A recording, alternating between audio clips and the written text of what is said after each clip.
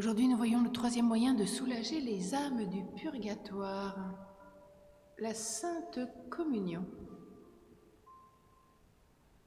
Communion tout d'abord sacramentelle. Quand nous avons le bonheur de communier, nous sommes unis à Jésus-Christ d'une manière si intime que chacun de nous peut s'écrier avec l'apôtre « Non, ce n'est plus moi qui vis, c'est Jésus-Christ qui vit en moi. » Galates. Alors notre chair devient sa propre chair, son cœur fait palpiter le nôtre, son sang coule dans nos veines, sa divinité réside en nous, il regarde avec nos yeux, il dilate notre cœur. Dans cet heureux instant, en vie des anges, même sans parole, il nous est facile de parler à Dieu, pour lui dire avec plus de confiance encore que le roi, prophète. Ô Dieu protecteur des affligés, jetez les yeux sur moi, vous y verrez la face de votre Christ. Ce n'est plus moi qui parle et qui prie, c'est Jésus, votre Fils, qui parle et prie en moi. C'est lui qui demande pour moi la délivrance de ma mère, la délivrance des pauvres âmes abandonnées. Je suis sûr, ô Père miséricordieux, car le visage... que vous ne rejetez pas vos justes supplications, car le visage, les prières, les larmes, le sang de Jésus-Christ ont une voix toute puissante pour apaiser votre justice et obtenir le pardon. Communion souvent pour ces âmes tant aimées qui n'ont plus le bonheur de participer au banquet eucharistique. Avec quelles ardeurs elles attendent que nous répandions sur elles la rosée rafraîchissante et libératrice du sang du Christ. Bientôt l'éternelle communion commencera par elles, elles iront contempler dans le ciel et le Sauveur, pain de vie, l'adoreront, le béniront, le loueront sans fin. Et puis aussi il nous reste la communion spirituelle. Si nous ne pouvons pas faire souvent la communion sacramentelle, c'est-à-dire recevoir réellement Jésus-Christ dans notre corps et notre cœur à la messe, faisons au moins la communion spirituelle.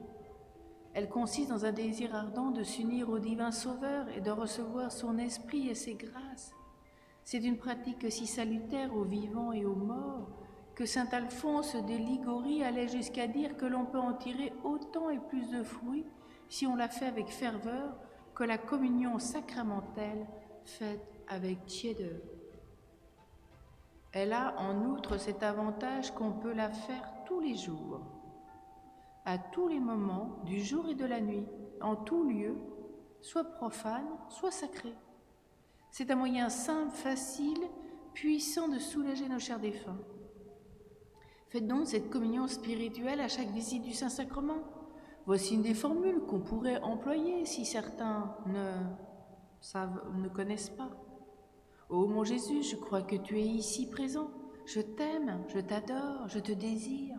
Je m'unis à ton esprit et je m'unis de cœur avec toi. En attendant que je puisse te recevoir sacramentellement. Bénis-moi, bénis aussi les pauvres, les âmes si souffrantes du purgatoire. Oui, Seigneur, appelle tes enfants et nos frères au repos éternel, que la lumière qui ne s'éteint plus luise sur eux, qu'ils reposent en paix, etc., etc. Exemple, Louis de Bois, célèbre maître de la vie spirituelle et homme d'une remarquable sagesse, rapporte qu'un pieux serviteur de Dieu, lui qui connaissait et aimait, fut visité par une âme du purgatoire et que celle-ci lui fit voir tout ce qu'elle endurait de tourments.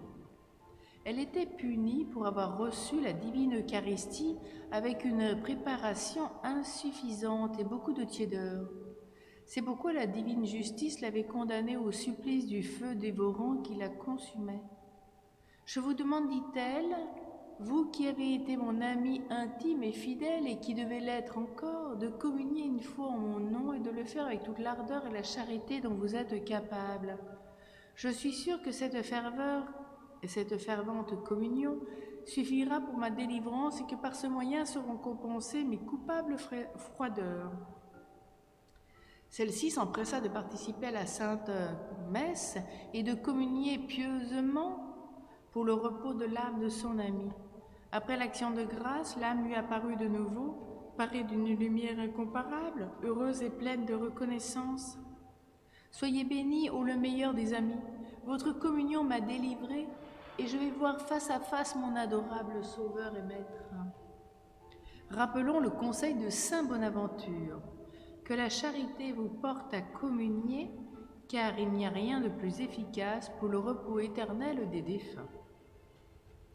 Prions. Vous retenez, ô mon Dieu, les âmes de mes proches dans votre justice, mais vous voulez qu'en mangeant le pain des anges, je puisse leur ouvrir le paradis. Soyez donc bénis, Père miséricordieux, et je promets que désormais je communierai souvent en faveur de ces saintes âmes du purgatoire. Vous ne verrez plus ainsi en moi que votre Fils, et ma voix, couverte par la sienne, parviendra jusqu'à vous et m'obtiendra plus sûrement la grâce que je sollicite.